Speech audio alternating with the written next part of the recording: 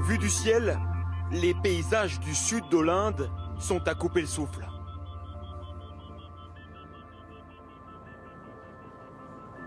Mais ce n'est pas pour eux que Takshak Kambalagad est venu ici. Il cherche une des spécialités de la région, le poivre. Il a rendez-vous avec ce cultivateur. Pourtant, ce ne sont pas des poivriers, mais des palmiers que nous découvrons à première vue. Cela peut paraître surprenant, mais en réalité, ces arbres sont indispensables pour la culture du poivre. Avec ces feuilles séchées, on attache la plante de poivrier pour qu'elle pousse tout autour du tronc de ces palmiers. Le poivrier a besoin d'un arbre solide pour s'appuyer. Il ne peut pas pousser à même le sol. La plante du poivrier va donc grimper le long de ses troncs, jusqu'à donner des grains rassemblés sous forme de grappes. Regardez, ça, c'est un très belle taille. Vous avez la longueur. Et si vous regardez à l'eau, là-bas, vous avez la branche complètement remplie et les tailles sont grosses. Et donc celle-là, quand ça sèche, ça va nous donner un poivre de qualité exceptionnelle. Je vais aller vous en chercher quelques-unes.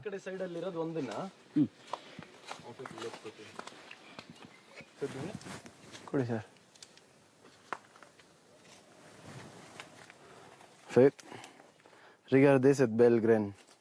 Regardez ça. Ça, c'est du poivre. Il faut ensuite les sécher au soleil pour obtenir le fameux poivre noir. Première étape, deuxième étape, troisième étape et quatrième étape. Et cinquième, c'est complètement noir. Mais pour le moment, les précieuses baies doivent encore mûrir. Les récoltes ont lieu en janvier. Une fois séchée, la production est envoyée quelques kilomètres plus loin dans cette coopérative. La tâche la plus délicate se fait ici, dans cette petite pièce. Ces femmes assises par terre sont en charge d'un tri qui ne peut se faire qu'à l'œil nu. Chaque grain est rangé par taille. Le poivre a plusieurs tailles. Il y a des petits grains et de très gros grains. Les plus gros, ce sont les meilleurs. La taille est très importante parce que quand la graine est grosse, il y a un goût différent parce qu'il y a une fermentation dedans. Et ça, ce goût, il n'est pas vraiment puissant comme les tout petites graines.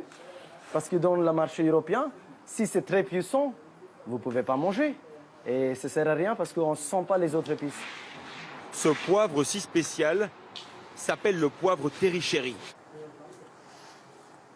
La pastille, ça commence à brûler déjà dans la langue.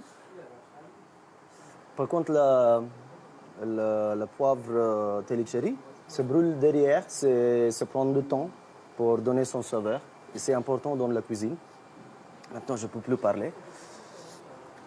Ah, c'est puissant. Ah la vache. Pendant que Takshak retrouve ses esprits, un peu plus loin, ce groupe de visiteurs est lui aussi en quête de poivre, mais pas pour son goût cette fois. Tous ces étrangers font un stage sur la médecine traditionnelle indienne à base d'épices.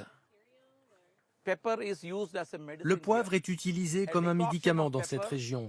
Une décoction à base de poivre est donnée aux patients qui souffrent de fièvre ou de grosses grippes. Vous leur donnez cette décoction pour faire éliminer les toxines. Avec un guide, le groupe visite un jardin d'épices afin d'en apprendre plus sur leurs propriétés thérapeutiques. Parmi eux, Elisabeth, une Américaine prof de yoga. Énormément de gens veulent vivre plus sainement. Ils sont informés des effets secondaires dévastateurs des médicaments.